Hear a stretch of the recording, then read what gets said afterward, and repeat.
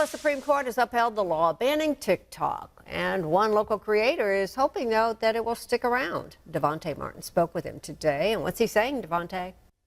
Well, Jennifer, Zayvion Mitchell of Bastrop says TikTok has impacted his life in ways he's never even dreamed of. It's really not fair that, they're banning TikTok. Millions of content creators are emotional about the possible ban of TikTok. For Zayvion Mitchell of Bastrop, TikTok is a part of his life. TikTok has helped me build my brand because before TikTok, nobody knew who Zayvion Mitchell was. Mitchell gained fame back in 2022 for his crowning ceremonies at funerals and old soul charisma. And I am pleased to announce that I am Louisiana's most newest top hat high stepper.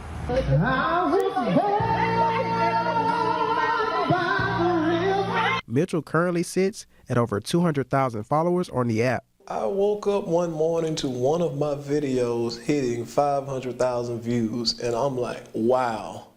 So I was feeling like a king that whole day. Many creators like Mitchell use the app to build their brands. He says the app has been a positive for people like him. You get on TikTok, you won't have a good time. A lot of small businesses, they've been incorporated into the TikTok shop. So that's how they get their exposure and they get their name out there. And you have people like me, especially in the funeral industry. TikTok has really helped a lot of small funeral homes. Mitchell hopes the app sticks around for the long haul. There's a lot of issues going on in the country now. TikTok should not be the #1 focus. And while the future of TikTok remains uncertain, Mitchell says he will continue providing services in Northeast Louisiana on other social media apps.